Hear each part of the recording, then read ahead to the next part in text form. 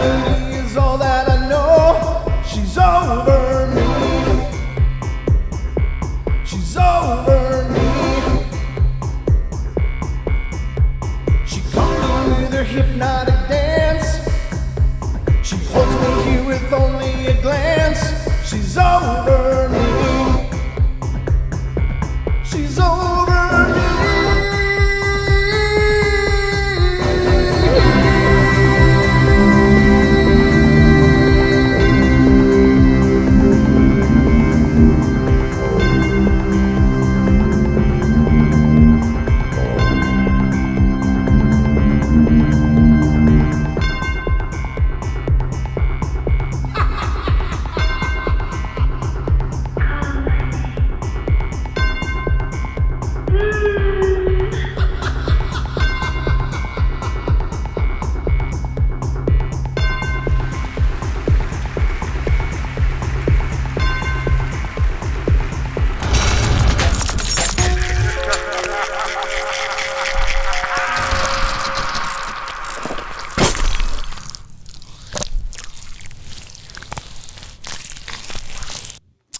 Spaghetti's sliding around again. Ladies and gentlemen, welcome to the Paranormal Portal. I'm your host, Brent Thomas, in case you're new and didn't know my name. If you're not new and knew my name, well, it's just good practice. Repetition is the secret to memory, I think. So, and I hope you never forget me. I love being remembered. So welcome everybody to the show. It's our Thursday night show. This is a night terror show. And what that means essentially is these are shorter format Paranormal Portal shows. Normally on our Wednesday, Thursday, Friday shows, we do 2 hours. And on this Sunday and Thursday, I do 1 hour. And that's what the night terrors are about. So we cover several different phenomena.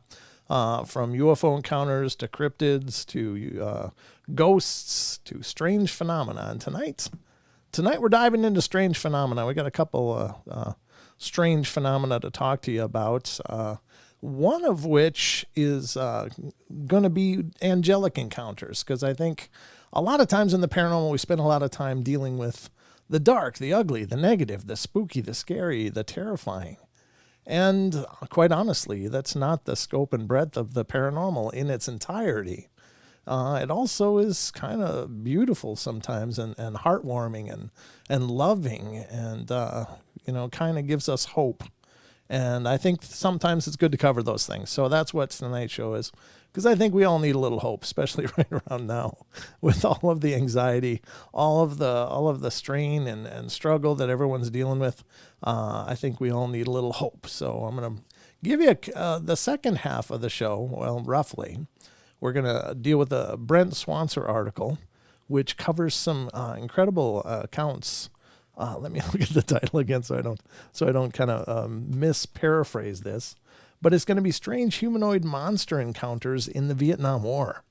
And, there was a lot of weird encounters the soldiers faced over in Vietnam.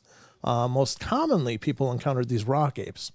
But that's not the entirety of it. When Wes Germer was on the show, and we had a great discussion, and he talked about a story about giants that were relayed to him from a special forces operative from Vietnam who was basically on his deathbed and wanted to get that story off his chest. And what an incredible story. And if you haven't heard that one, listen to the podcast. The podcast can be found on all of the major platforms: Pandora, Spotify, iHeart, iTunes, etc.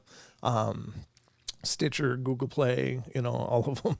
And you can find that isn't from season 1 is when Wes joined me on the podcast for a show. And it's at the end of that show when he told the story of what this person, I think it was a colonel, relayed back to him about the experience in Vietnam. And it's absolutely horrifying and terrible, but God, it makes you shudder. So, lots of different stories came out of Vietnam, and that's not all of it. There's many more. So we're going to dive into that article and see just what Brent Swanser reported on. That's his article from June 17th of 2019. We're going to dive into that in the second half hour. So, the phone lines will be open. If you got to call in and share something of your own, you're welcome. You're welcome to, but, happy to hear from you as always. So, but without further ado, I hope you all are ready because it's time for bed.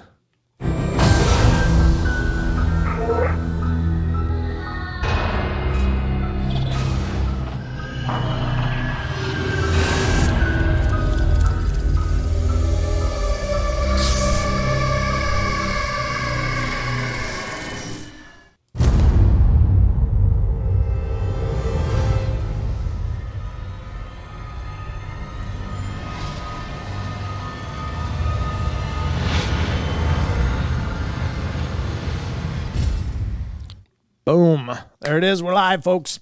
That's it. We are live and currently diving into the portal. So keep your arms, legs, and hands and feet and any appendages you want to hang on to within the confines of the vehicle as we progress. But thank you all for being here, all of you guys that are coming in now. It's great to see you. It's always wonderful. I love to watch when the people come in. It's like, yay. I don't know. You got to celebrate those things, right? So I've been doing the show for 5 years now, and it's something that never gets old is to see people coming in. Too light for bed. Uh-oh, digger. Time for some blackout curtains. That's all I'm saying. They might help, but you can just stay up with me then for at least another hour, and then I'm ditching you. So without further ado, let's get started on some of these stories of angelic encounters. And I love these stories personally because I think they're beautiful. I think we need to be reminded of that beauty because it's so easy to forget, and it's so easy to get lost in all the negativity and the darkness of the world and the stress and the strain, and it's easy to forget the light. It's just really easy. And that's no more so than in today's world. I think, man, people are cranked up right now. They are just absolutely wound as tight as they can go. And there seems to be those people that continue to wind it tighter. Like there seems to be some kind of plan to keep it wound extraordinarily tight. And I hope that's not the case. I'm not trying to get all conspiratorial or whatever, but my God, I just think people need good news. They need good things. They need to think of, all the wonder in the world, not all the darkness. So the article we're going to be talking about tonight is called it's from learnreligions.com, and it's Angelic Encounters or Angel Encounters. And this is kind of a new site that I bumped into a few months ago, and I started going through a couple of these stories then, but we can continue. And these are a bunch of excerpts of people in their own encounters that claim to have encountered angels. I think I encountered one as well. I've shared that story on the show before, but it was really, really pretty powerful. But anyway, this one, let's put it up on the screen here. And this is, again, Learn Religions is the name of the site. And this is their article. So we're on My Son and His Angel. Oh God, let me blow this up. It's so small. It's small font. I need big font. It's the quality of aging, I guess. I'm going to need readers pretty quick. Those little things will rest on the end of my nose. All right. My Son and His Angel. In my home, we're not religious by any means. And one night I was putting my son to bed and he started telling me that the night before Jesus brought an angel to him because he was scared. And he said, "She was so beautiful and her wings were so big, they almost touched my walls." He said she sang to him and laid with him until he fell asleep, and then said Jesus came back to get her, and he brought her back to a door with him, and when they started to sparkle, and then when they went through the door. Ever since, my son has been obsessed with Jesus and angels. He prays to an angel often and prays for Jesus to come back. The other day he was crying because he said he keeps praying, but he doesn't think Jesus can hear him. He said that he keeps praying for him to come back because they make him feel so happy. I acknowledge what he says, but I don't push it. I just let him talk about it. And whenever he needs to. And not sure what I should do. He gets genuinely sad when he thinks Jesus can't hear him. He's only 4 years old. Wow. What an exceptional experience for a little child to have. But what what a hard thing to try to make them understand that, it can't be every night. Yeah, I mean, Jesus isn't your babysitter, but, it's a beautiful thing. So at least he had that experience. The next one is my healing angel. When I was very young, maybe 8 or 9, I went to bed one night with a severe earache. I woke my mother up several times for comfort, but nothing made it better. I laid in bed with tears in my eyes, and then suddenly the pain stopped. I opened my eyes and I saw something like a cloud hovering over me. I was amazed, but more so relieved. I knew what it was, and I soon after fell asleep in peace. Wow, that's cool. Spontaneous healing. I could use a few of those. All right, Angels Are Among Us is next. It says, my 15-year-old grandson and I were putting up garage sale signs several blocks down the street. When I got back in the car to head back home, I looked at Dawson, my grandson, and he was looking out straight ahead and asked if he could stay the night. No sooner than he asked the question while driving, in a flash of an eye, I saw a huge white angel, wings encompass my windshield, and at that very second, Dawson shouted, "Grandma, did you see that?" And I said, "Yes, I saw huge angel wings covering my windshield." He said, "No, Grandma, I saw a ball of fire." We were both shocked to have seen two very different things. We are strong believers and have experienced many miracles, but who's ready for something like this? No trees fell, no storm.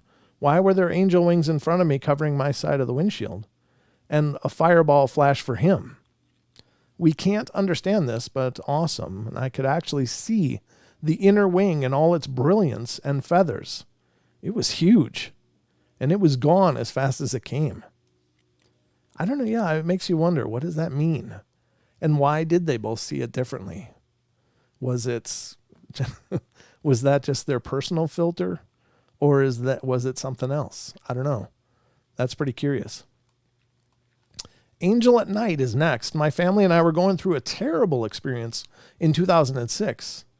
To make a long story short, I had a chair next to my bed one night while I was sleeping, and I woke up looking toward the chair, and there was a little girl dressed in all white with a hat on, and she had a beautiful glow.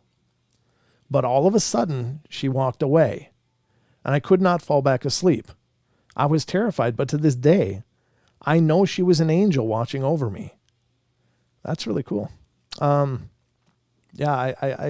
recall there was a story out of a hospital where somebody was sick and felt that there was a little girl spirit that protected him. And I suppose that could have been angelic. I never really thought about it at the time, but yeah, maybe it was. All right, this next one is We Never Forget. I've never told this story, but when I was about 7 years old, I was left at home alone with my nephew, who was 3 at the time. And we're playing in a back room when something scared us, and I don't remember what I saw or heard, but I knew I had to get out of that house or we were going to die. I clutched my nephew tightly, and both of us screaming and crying, and ran toward the front door, and just before reaching the exit, I saw a tiny ball of glowing white light hovering just above our front door. I stopped dead in my tracks, and I couldn't take my eyes off that ball. And suddenly it starts getting bigger and bigger, and eventually we were engulfed by the light. The next memory I have, I was floating inside this light, and it was the purest, most beautiful, soft light ever. And I was transfixed by it. It felt so good, and I can still feel it when I think about that day. Inside the light, there was no sense of fear, pain, or worry. Somehow I knew everything was okay and we were going to be fine. And that's it. I don't know why they felt they needed to leave or anything else. I still have questions. But that's as much answer as we're going to get, I'm afraid. I'm going to skip over orbs and photographs. Being touched on the back while asleep. It says, last year was the worst of my life. In 6 months, I lost my brother-in-law, my younger brother passed away, and I had my adult son and family removed from my house. And I divorced my absent husband. Wow, that's a lot of luggage. Yep. Excuse me. I cried years of tears at unexpected times, and when I went to bed, I prayed longer and harder than ever. I asked the Lord through tears to please give me a sign that he was walking with me. About 3 a.m., I awoke to warm hands on my back and sat straight up. I was alone in this house and believe it was God giving me the sign that he was with me. I was not afraid, just irritated someone had laid hands on me, and then it hit me who actually was, and drifted off to a peaceful sleep. That's nice. That's the beautiful part, and that's what I think we all need, is that reassurance, because I don't think you can live and not have those profound times of doubt and trials and just trying to figure out what the hell to do next. This world is plenty confusing. But, if only everybody could have moments like that where they'd have that connection. I think that's beautiful. The next one is a beautiful bright light. It says, I've never experienced anything like this, but it was amazing. Every night I will say a prayer. Now I lay me down to sleep. I pray the Lord my soul to keep. Guard me, Jesus, through the night and wake me with the morning light. It actually happened to me when I woke up out of nowhere. I saw a beautiful bright light filling my room. I thought maybe somebody turned on the light, but I remembered the light in my room is actually very dim. Then I thought about my window, but I keep the blinds closed all the time.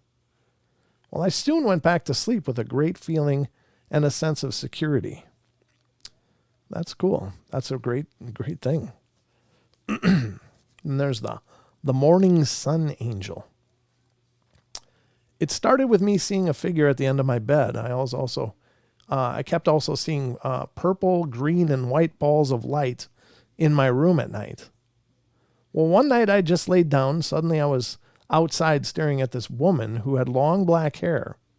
Her wings covered the whole of the sky, and she was massive. I asked her what she wanted, shouting at her. She smiled, and she told me she was the angel of the morning sun. She flapped her wings 3 times, and my body went all funny. I was back in my room, and I could see myself lying in bed. I was on my ceiling. I straight away researched the angel of the morning sun and found sculptures of her and pictures. It was 1,000% the same angel. I'm still freaked out to this day, as I'd never heard anything of her before, and also didn't believe in this type of thing. Wow. Angel of the morning sun. All right, bright light is next. Excuse me. I should mute that. Hold on. There, I got better. Bright lights. I was sitting in the garden with my 7-year-old son. Suddenly, I could see out of the corner of my eye a very bright light. I looked to the left and down, and the bright light was on an ornamental angel in the flower bed. Then suddenly the light disappeared. I've looked on the internet and it says I was visited by my guardian angel.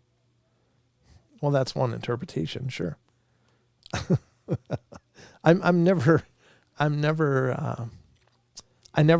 subscribed to the fact that I looked on the internet and it said this, so that's what it is.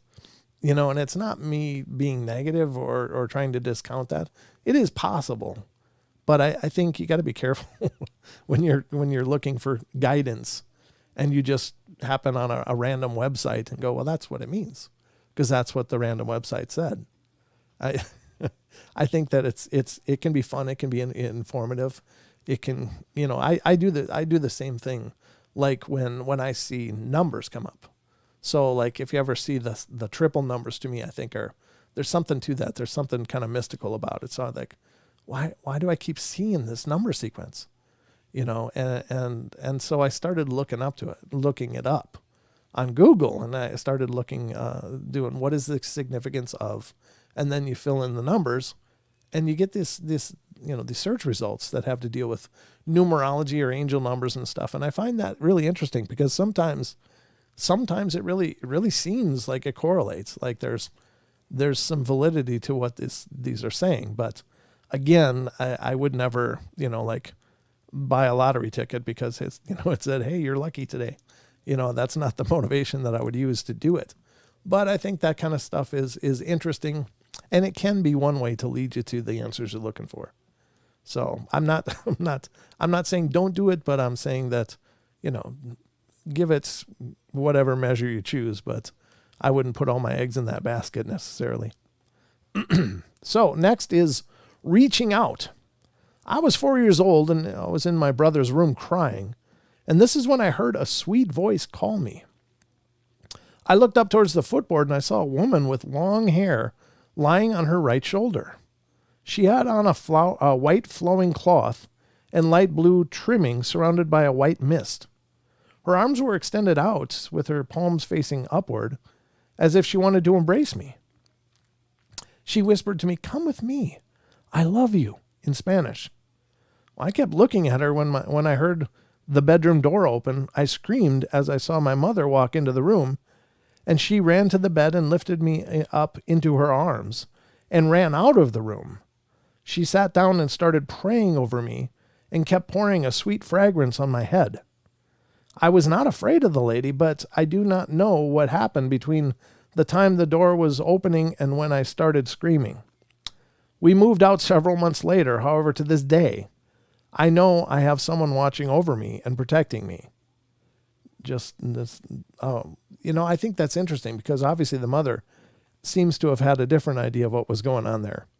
So for the person, they're like, "Hey, I saw an angel that was on my bed, but my mom carried me out of the room and was really freaked out." So I don't know. The mom seemed to be dialed into something there that the kid wasn't picking up. But that's just me trying to make sense out of 2 paragraphs. So I don't know. God answers our prayers in his timing. I prayed that God would show me an angel, and he did, twice. Many years after I prayed for this, both encounters happened when I was sleeping. I suppose angels will come to visit us on occasion when we would be the most relaxed and receptive to their visitations. The first encounter I had was in a dream state, walking along a dark path at night. Then suddenly the entire environment setting lit up with incredible pure light as if the sun itself was shining on me. Suddenly I woke up, but no one was in the dark bedroom that I could see. So I asked in bewilderment, "What is it?" As if it was someone I was speaking to. No voice or words came forth, but the angel conveyed thoughts and pictures to my mind telepathically, showing me that I left the side door open of the garage with a picture in my mind. And I was reminded to close the door and to lock it. So I thanked the angel and got out of bed, and sure enough, the door was wide open. That's interesting. I don't know. That's kind of a strange message to get from an angel, but very good. I guess if maybe it saved them from getting ripped off or something. I don't know, but that's pretty wild. Excuse me. Red lights is next. Let me take a look at the time. It's hard to know how much time goes by because I get my head into these stories and I start thinking. I think about every one of these that we read. So I don't pre-read things for the show. I find materials by scanning them quickly and then decide, yeah, that'll be fun. That'll be something we can talk about, and get into that. And I don't really spend time looking at the at the meat of what I'm reading. Sorry, hold on. But I get into this mindset about the stories, and then I'm thinking about what I'm reading as I'm reading them, and then my mind is turning. What do you think of that? And so that's why maybe the time flies for me so much when I'm doing the shows, because it's like, well, how much time has gone away? Wow, there's only 27 people here. Where is everyone, I wonder? It's okay. It must be a busy night online, but I'll do this show to 3 people if that's all that show up, because I love you guys. All right, so we're about at the halfway mark. Oddly enough, it went pretty quick. Let's get to the Brent Swanser article. And this is one that I think it's going to be interesting because, again, it's not just rock apes. It's not just one phenomena or another. There was apparently plenty of phenomena that people experienced in Vietnam. But let's see what he showcased in his article. And again, if you're not familiar with Brent Swanser, he is an incredibly prolific and talented writer. His stories are featured on mysteriousuniverse.org, which is an incredible site. And he's in my mind, he is the most incredible paranormal journalist out there. And there's a lot of great ones, don't get me wrong, but I've always been partial to Brent Swanser. So his article is, again, featured in mysteriousuniverse.org, which is a great site. Check it out. And it's a great podcast as well. So check that out. But this is an article dated from June 17th of 2019. Man, I'm a little froggy. Sorry, folks. All right, so let's get into this and see what's going on here. It says, in every war, there are often lesser-known experiences floating about beyond the typical tales of fighting and heroism. And here in the background of all of this conflict and death often lurk outlandish creatures. I don't know. This isn't one I read, is it? I got to scan it a little bit here. No, I don't think so. No, I think this is brand new. It's brand new to me. It's not brand new, obviously, but anyway, let's continue. Often lurk in the outlanders and so on, something perhaps even more frightening than the enemy. Here we'll look at the selection of very weird accounts of encounters with mysterious humanoid creatures and entities during the tumultuous Vietnam War. And whatever they were, they remain interesting enigmas that go mostly forgotten among the more well-known stories of valor in combat. I received some pretty wild claims in the wake of my article on rock apes in Vietnam. That's what I had read before, so that's why I wanted to check. That seemed to go quite well off the beaten path of hairy hominids into some pretty bizarre territory. In one report, the witness claims that he was north of the DMZ on patrol when his platoon... Sorry, I got hiccups. When his platoon came across something rather odd out there in the wilds. They saw up ahead through the trees a procession of humanoid beings that seemed to be around 7 feet tall with bald heads and skin that twinkled and glowed with the night, the witness says. The guy up front gives the sign to halt and points off through the trees, and we can all see that something is illuminating the night up there. We squint through the foliage and can see 4 figures seeming to march in procession through the wilderness. But these people, or whatever they were, had this aura around them, like moonlight. They had no hair on their heads, and that much we could tell, but other details were more obscure as we were trying not to be seen by them. They were completely silent, not seeming to disturb the surrounding brush at all. And they completely ignored us as they silently marched off into the night. Was it ghosts, spirits, or what? I still have no idea. Another even more frightening account was relayed to me personally from a vet who says he had an experience out in the jungles of Vietnam that has always haunted him. He says that in 1969 he was out on a routine patrol in an undesignated area when he saw up ahead 2 piercing orbs of light that put him on immediate edge. He crouched and drew his rifle, but not knowing what was going on, and signed, his hand signed to the rest of his patrol to lay low as well. Then as they watched, something very outlandish bloomed out of the darkness. It was described as being a hunched-over, pale humanoid, completely hairless but with ape-like features and noticeable teeth protruding from a muzzled jaw, the witness says. I really don't know how to describe it. Its body looked sort of like Gollum from The Lord of the Rings, but it had this distended jaw full of fangs that we could see even from the distance off. It was pale and it seemed to almost emit a faint light of its own, like some sort of bioluminescence. It was the damn strangest thing I have ever seen. And then it seemed to sense us, looked our way, sort of sneered, and then was gone like a shot. No idea where it went, and we weren't about to try to follow. That's crazy. There's also the account from a witness who says that his platoon was circled night after night by a group of smallish humanoid creatures described as being around 5 feet in height, and which seemed to have the ability to float through the air at will. He says that the creatures looked almost ape-like, but had strange yellowish fur that seemed to glow, and that they could leap through the air, only to come gliding down as if endowed with some sort of anti-gravity device. Weird, to be sure.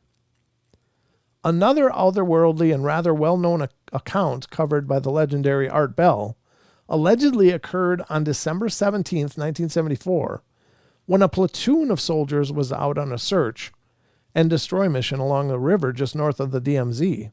In the early morning hours, the platoon had penetrated through a heavily wooded riverbank to reach a clearing, and it is then that they noticed that the area was strangely silent and devoid of the typical jungle sounds, and its incessant drone of insects, animals, and birds. Sensing that this was bad news, a scout was sent ahead to see if enemies were in the vicinity, but nothing was found, not even tracks. In the meantime, as the eerie, offensive, almost oppressive silence continued, some piles of what appeared to be dung from some large unidentified animal were found scattered about the clearing, and as the soldiers examined them, they heard the crashing sounds from the thick brush. The platoon allegedly looked up to see several large humanoid creatures come lumbering out of the trees and brush, which were unlike anything any of them had ever seen. The creatures were estimated as being around 8 feet in height, with bright yellow coloration and 3-fingered hands that ended in wicked-looking talons. The faces of these strange beasts were flat and sported large eyes with only a couple of slits for a nose.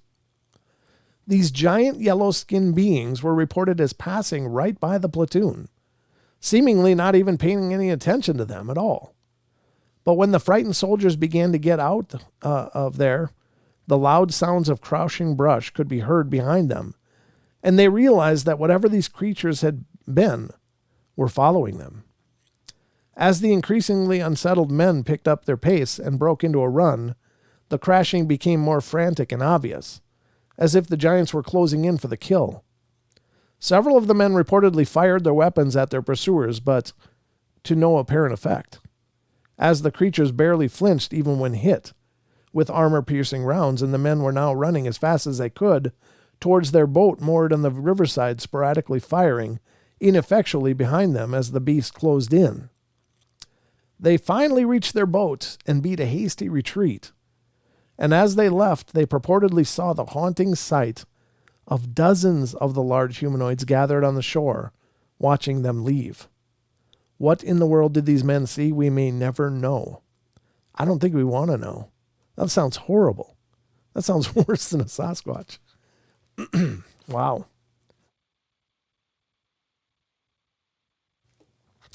Another case comes from 1967. On October 12th of that year, as 6-man long-range recon patrol was operating in a heavily jungled region near the North Vietnam border, and they set up a night defense perimeter that evening, with the men taking turns sleeping as the others maintained a lookout for the enemy. At around 1:45, the leader of the patrol was on watch and claims that he saw movement nearby, after which he woke the other men, and they prepared their weapons for a potential firefight. As the patrol geared up and turned their eyes towards the dark jungle, a very strange creature emerged from the murk. It was described as looking like a small gray humanoid with enormous black eyes, a long face, slender arms, which gave off a faint glow that pushed back the clinging darkness around it. One of the men allegedly did not hesitate to fire at the creature, hitting it squarely in the head to send a brilliant blue syrupy fluid splattering the foliage. At that moment, 3 lights appeared in the sky to form a perfect triangle before darting off into the night sky. It would later become known that 2 other recon teams operating in the area had had similar experience and strange encounters that evening, and that headquarters were claiming that it was hard to keep radio contact due to some sort of communication disturbance. Aliens or a tall tale? In the end, it's hard to know what to make of such accounts. What could we possibly be looking at here? It seems interesting to consider the idea long championed by the researcher John Keel, who believed that cases such as these might be classified as some sort of interdimensional phenomena, with these entities crossing over from some alternate reality. Could these be some sort of interdimensional interlopers? I love it. Interdimensional interlopers. You get back to your place. Or is there something else going on? It's difficult to say for sure, and reports like these remain mere anomalies amongst all of the tales of valor and battle in the war zone. Yeah, that's crazy. And there again, all of these incredibly strange descriptions of creatures or beings or something. And what does it mean? And heck, I don't know. That went really quick though. Did I read that in record time, or was that not as long as I thought it was? That's incredible. I don't know. I don't know unless I saw the time and went early. I thought it was at 7:30 before, but did I just read that in 9 minutes? I guess it's the shorter article. Huh. Okay. Well, with that in mind, let me let me grab another one to read here. I guess I can possibly do this one because this is definitely strange. This has to do with some strange phenomena, and this is some I don't know. It's kind of on the vein of missing 411, and of course, most of you out there are aware of what missing 411 means. It's the idea that people go missing. They disappear. David Paulides has done great things documenting some of the mysterious people vanishing in state and national forests, and strange criteria that he applies that really makes it a bizarre experience. Like, for instance, people that are disappearing, that the cases that he picks up are that they have to meet a certain criteria. And one of the criteria is that it has to be a situation where, there was other people around, or the disappearance was very quick, like boom, just gone. Another one that he often utilizes is that, when tracking dogs are brought in, that they refuse to track. They won't do it or can't do it or whatever. They just won't track wherever these things are going or wherever these people went. And most of the cases are, people are disappearing there, and most of his cases are that these people that are disappearing probably can't physically have disappeared so completely. Like, in one case, there was an elderly guy who was, having health issues. He had heart issues and stuff, and his family brought him out to hunt, as they did every year, and they put him in a station where he would sit on the stump, and they were going to go to the other side of the mountain. There was him and a couple other people stationed on the one side, and they went on the other side of the ridge and were going to drive deer towards them. And so that was their plan, and so they did. But when they got back over, he was suddenly just gone from his post, nowhere to be found. Nowhere, they couldn't find any trace of him at all. And unfortunately, he vanished and was never seen again, with apparently no understanding of, or no rational reason why it happened. So that's, in a nutshell, what missing 411 is. And so this is another article from Brent Swanser, since I had imagined that article was going to take half the show. I'm just going to give you another Brent Swanser article. Hold on. So we're going to read this other article, and this is another featured article from mysterioussoruniverse.org, and this one is Strange Cases of People Who Vanished into Thin Air in the Wilderness. And that's absolutely terrifying. I don't know. If you get a chance, check out the missing 411 stuff. David Paulides has done a ton of interviews. You can find them all over YouTube and listen in, because whatever's going on in these cases is just bizarre. And check out the books if you haven't already. All right, so this article is from August 13th, 2019. The wilderness in our world hold a sense of awe and beauty, a destination for those looking for adventure or peace of mind. I'm going to be froggy through this whole thing. I'm so sorry. Hold on. All right. Yet sometimes there can be a sinister forces lurking under the tranquil veneer of these places. At times there have been those people who have stepped off into these wilds never to come back, seemingly erased from existence and often leaving strange clues in their wake. Is there something mysterious lurking within the forests or wild places of our world, looking to claim those who would dare to venture into them? Well, it's difficult to say, but here are some of the rather puzzling cases of those who have gone off into the woods to simply vanish without a trace. One very perplexing case comes to us from May of 2013, when the 25-year-old Canadian military reservist and university law student was out on a hiking trip at Kosciuszko National Park in Australia. Okay. Prabdeep Sran had come to Australia looking for an adventure, and he parked his rented, I don't know if that's Juicy or, I guess Juicy camper van at the Charlotte Pass Village on Monday, May 13th, grabbed his jacket, and headed off along the main range walk up into the mountains. Since it was fairly well-traveled trail and the weather was clear, there would have been no reason to think anything of it at the time, especially considering that Strawn was a trained military man and seasoned outdoorsman. No one would have guessed that as he made his way up that trail to one of Australia's highest peaks, that this would be the last time anyone saw him. On May 18th, a park ranger noticed that Strawn's vehicle had not moved in nearly a week, despite only having a 24-hour pass on it. Police were alerted and found a laptop left behind. The doors to the vehicle were unlocked and not a sign of Strawn. And an intensive search was launched of the surrounding terrain using aircraft with infrared sensors, tracker dogs, professional alpine rescue personnel, and volunteers, with the search stretching out to 4 weeks and utilizing sophisticated data analysis techniques, all without a single trace of the missing man. Follow-up searches were conducted in warmer weather months, but again, no sign of Strawn was uncovered. It was as if he had just vanished into thin air. Mountain guide Bruce Easton, who aided in the search, would say of it, "The fact that they didn't find a single item of clothing, not a backpack, not so much as a scrap of toilet paper, out there doesn't add up. I understand people want resolution, but given how many people go through that area, why they didn't find anything in the summer?" There was one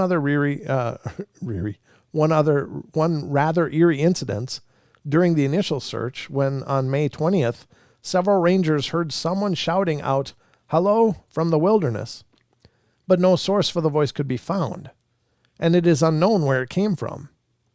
There were several reports from hikers of also hearing someone call out for help, but again, no origin for the voice could be found. No sign of Strawn has ever been found besides this possible lead, and it is widely thought that he perished in the rugged landscape, with Police Superintendent Rod Smith saying of this, "I've been up there myself, I've seen it, and I was blown away by how treacherous it is. When the weather comes in, if you fell off one of those rock faces, it's a long way down, and underneath, it's very thick scrub. On top of that, it's a massive search area." Another theory is that he disappeared intentionally, as there were roaming pings picked up from his cell phone in the days after his disappearance, ending at Mount Townsend at the end of the trail, and this suggests that he made it out of the wilderness. But it's difficult to say if he was ever even in possession of the phone at the time, or if these readings were correct, or even if the readings were correct. Okay. However, Strawn's family and other survival specialists who have looked at the evidence doubt that the vanishing was staged, as he had his schoolwork and his friend's upcoming wedding to look forward to. One of Strawn's close friends, John Hegg, said of his thoughts on the matter, "It seems so bizarre to believe that someone with of the suspicions, to believe some of the suspicions that people have about Prab trying to disappear himself.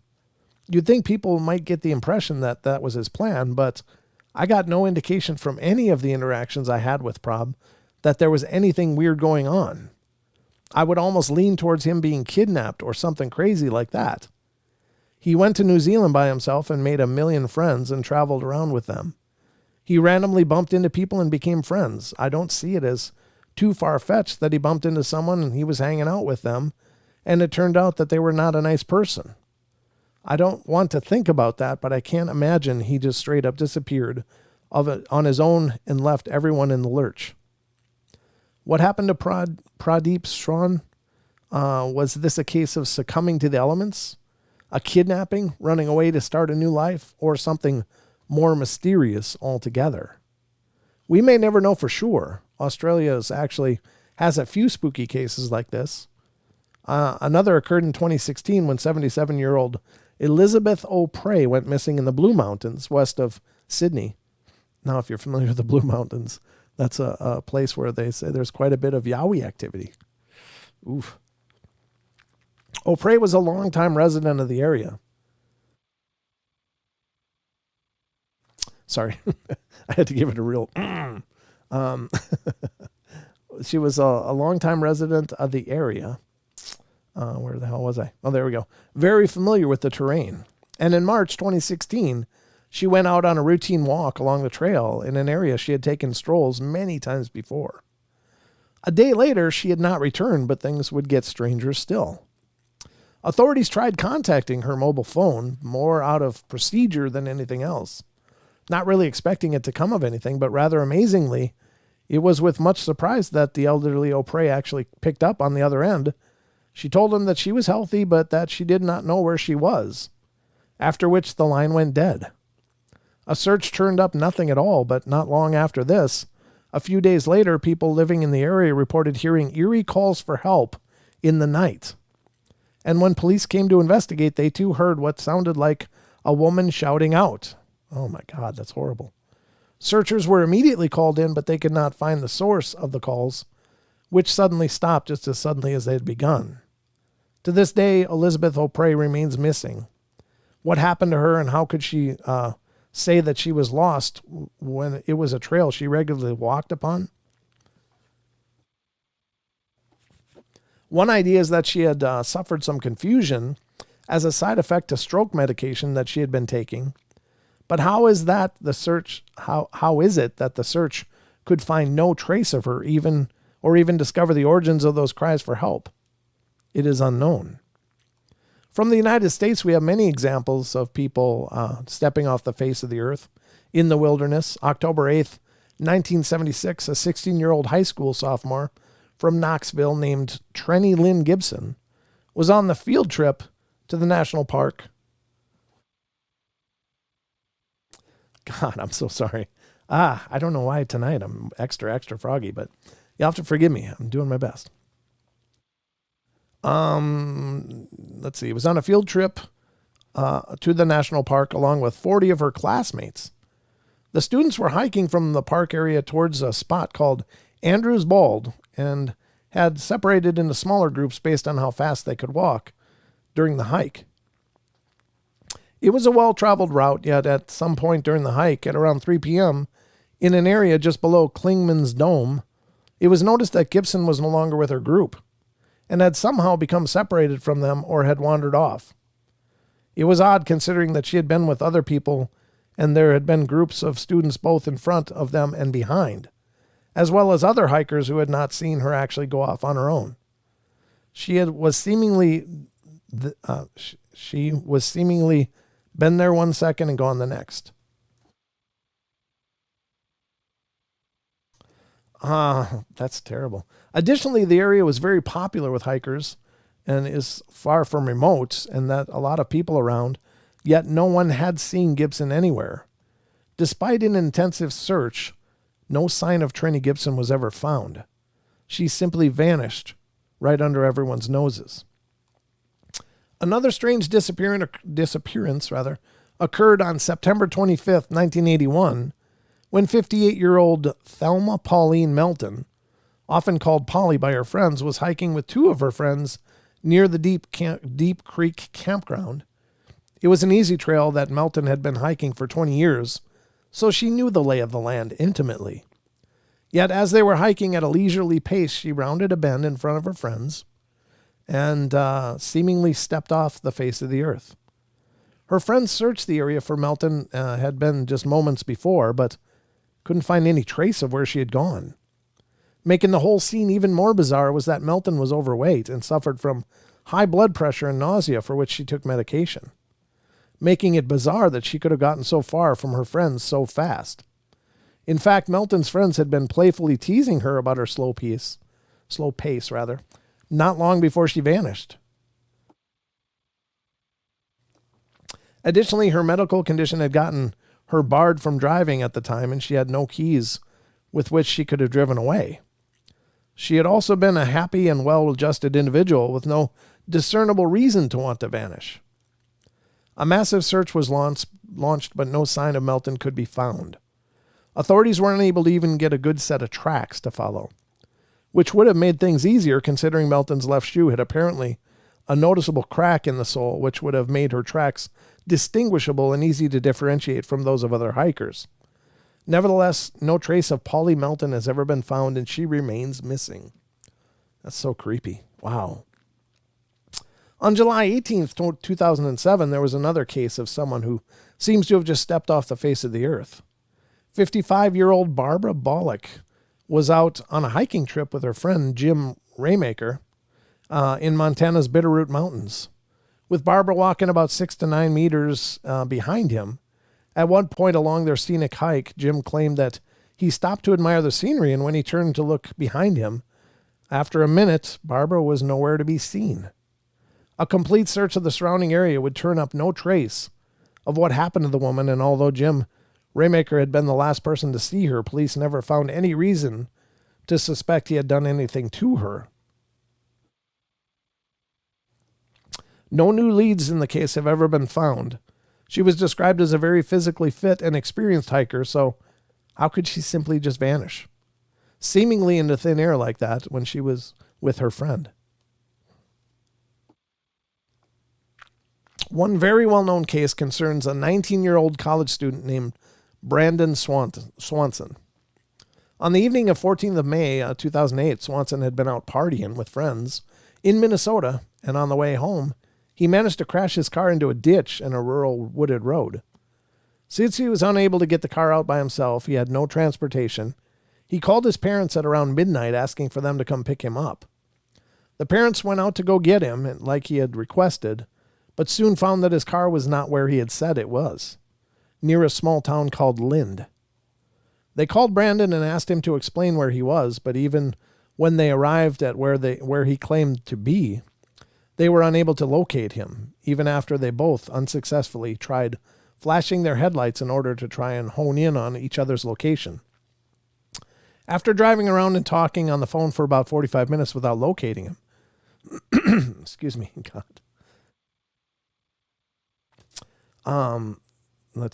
Brandon proclaimed that he was just going to head to Lind and crash at a friend's place for the night. Well, they stayed on the phone a bit longer, and Brandon said he could see the lights of the town in the distance and also that he could hear running water. And then he suddenly exclaimed, shoot, but not shoot. I'll highlight it for those of you reading along. And the line went dead, with numerous attempts to call him back remaining unanswered. Brandon Swanson would never be seen again.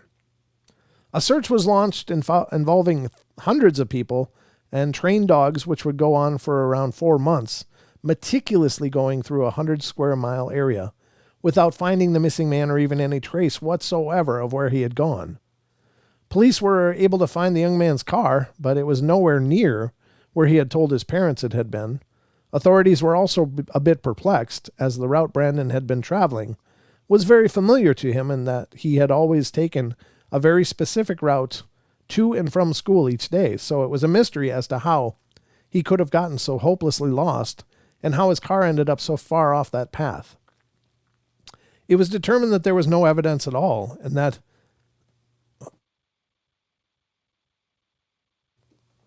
there we go. I think that's better. Sorry. It was determined that there was no evidence at all and that he had met with foul play, or that he had any desire to want to suddenly run away. I guess that's a picture of him. Poor guy. Jeez. That's just not fair.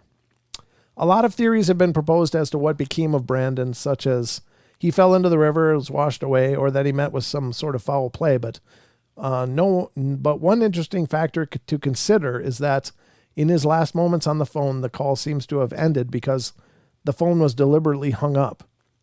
There is the shoot.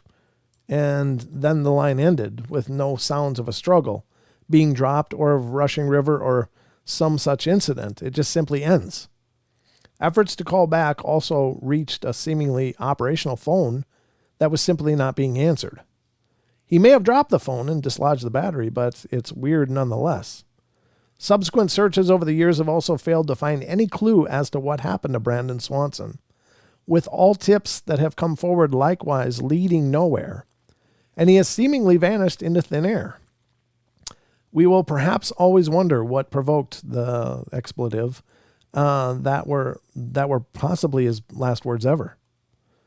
Lastly, we have the bizarre case of Cullen Finnerty, a former college football star, who vanished on Memorial Day weekend of 2013 during a fishing trip to the Baldwin River in Michigan. At one point during his trip, Finnerty made a bizarre call to his wife in which he claimed that he was being followed and that he was frightened. He was also breathing heavily and made the rather weird proclamation that he was taking his clothes off without giving any reason why. That comes up a little bit in David Paulides' stuff too, yeah. Shortly after, the phone went dead, and this would be the last time anyone spoke with him. Finnerty did not return from his fishing trip as planned, and a search was launched, and oddly, according to David Paulides, author of Missing 411 series of books, during the search efforts, Finnerty's phone was pinged several times to try and find his location, and each time the phone was pinged, it was found to be far away from where it had been in the previous location, suggesting he was on the move rather rapidly. Search efforts were unable to locate the missing man, but in this case, a body was found, although it did little to clear up the mystery. On May 28, 2013, Finnerty was found dead in the dense woods around 1 mile from the location of his fishing boat and not far from a busy road. The body showed no signs of trauma or external injuries, and he had been well dressed for the conditions, notably and oddly not nude as one would expect from what was implied in the last call, making the death from the elements seem unlikely. An autopsy was conducted, but the original results were inconclusive, only able to ascertain that he had no signs of drugs or negligible amounts of alcohol in his system that would not have impaired him, and there were no external injuries such as cuts, scratches, or bruises. Later autopsies conducted by the Kent County Medical Examiner's Office would come to the conclusion that Finnerty had likely died from a complicated combination of factors. Since he was a football player, he had sustained numerous concussions throughout his career, which had led to the condition known as chronic traumatic encephalopathy, the symptoms of which can include disorientation, confusion, memory loss, which may have contributed to the strange call he made, and his death. He was also found to be taking the painkiller oxycodone for a back injury, and the final autopsy results were that he had most likely become scared, panicked, confused, alone out in the woods, and that had been exacerbated by the oxycodone and his brain trauma, and at some point he had inhaled his own vomit, which had led to his death. It still remains unclear what his final call meant, who he thought had been following him, or why he had been about to take his clothes off, making his death still more than a little mysterious. These have just been a few of the more baffling cases of people who've gone off into the woods only to seemingly step off the face of the earth. What has happened to these people? Where do these strange clues surrounding their vanishings mean? What do they mean? Are these cases a result of the terrain, mental issues, or something else? One theory that has been put forward in more paranormal circles is that there are strange forces within the woods themselves that are somehow taking these people. But if that is the case, what are these forces and why and how are they doing this? We're left with the disturbing fact that on occasion people are just evaporating into thin air in the wild places of our world to never be seen again, whatever the causes may be. Yeah, that's creepy. Wow. I don't know, folks. That's bizarre. And look at that. You got an extra long show for me, which is fine. I love these articles. I love them. But we have one more segment to do. Of course, we've got to get into the trail cam terrors.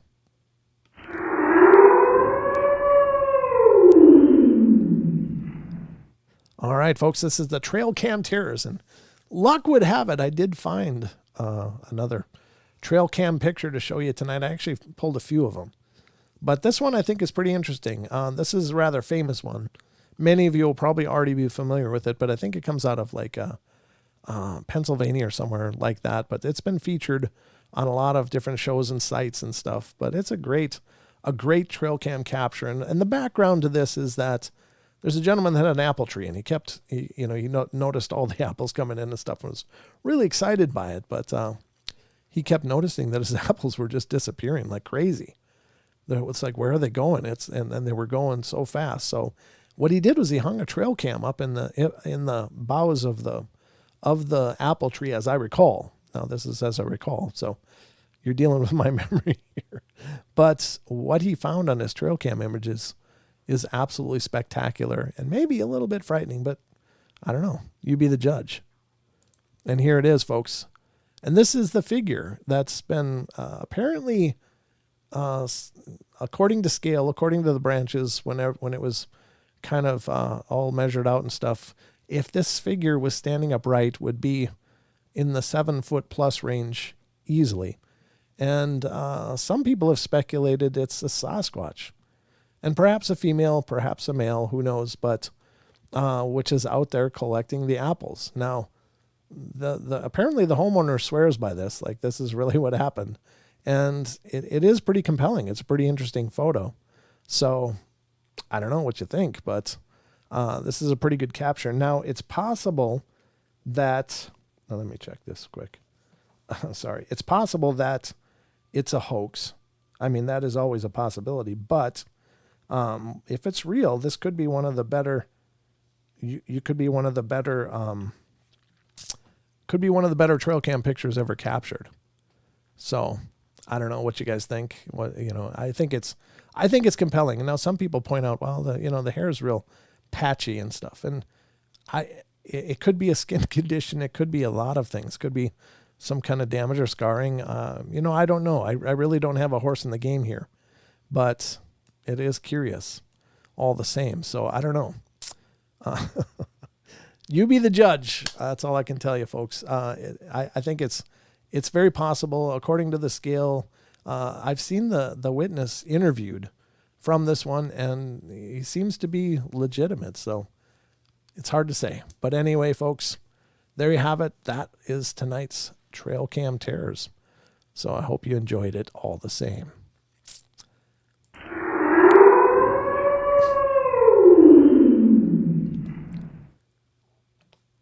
All right, folks.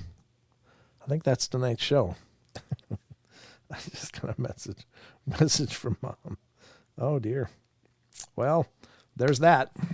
But I hope you enjoyed the journey. As always, folks, I try to bring you the best shows that I can, but I don't know. Hope you love them all the same. And if you do love the shows, please get subscribed. If you're not already, I'd love for you to become a part of what we're doing here on the Paranormal Portal. And hope you'll spread the word, let other people know. And remember, the Paranormal Portal is also a podcast. And this isn't it. So if you're watching this isn't the podcast. This is just our YouTube streams and internet radio streams on Friday, Saturday. But the podcast is a separate show altogether. It's audio only. And you can find it on Pandora, Spotify, iTunes, iHeartRadio, Google Play, Stitcher, Castbox, etc. It just goes on and on. Many, many different platforms. So I hope you'll check it out if you haven't already. Again, check out that interview with Wes if you haven't heard that one from season 1. And check out Wednesday's show. Speaking of Wes, Wes contributed a file that he had put together dealing with time slips, and it was really, really well done, and it was incredibly entertaining, to say the least. And we were really honored to be able to showcase that on the show last night. Yeah. So I hope you guys will check that out. But at any rate, this is the show I got for you.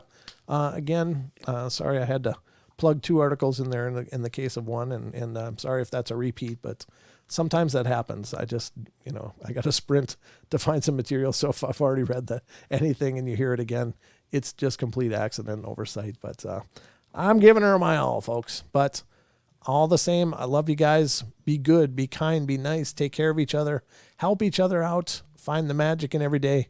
and remember to laugh as much as you can. Good night, everybody.